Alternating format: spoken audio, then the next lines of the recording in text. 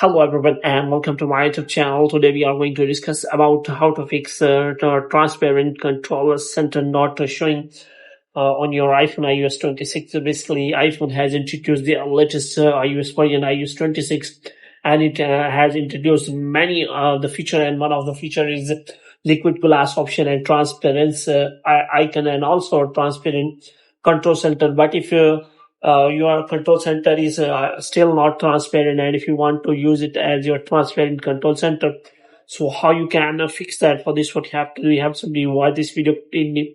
So first of all, what you have to do, you have to make sure that you have installed the latest version iOS 26 on your device. And the next thing you have to do is you have to simply go to the control center, and whether it is shows transparency or not, and you have to simply press and hold if you want to get the control center settings. But in that control center settings, you will not find any transparency option available. So if you want to get the transparent control center, then you have to follow these instructions. So you have to simply go to settings, and after that you have to simply go to accessibility, and here you can simply find the option of display and text size.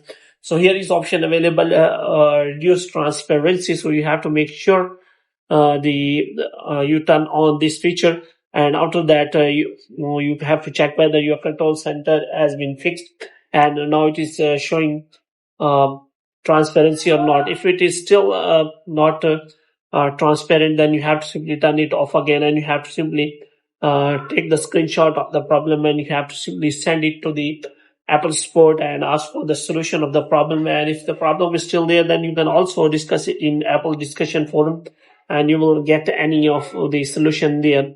So hope you have liked this video. If you get more videos like these, you can subscribe our channel.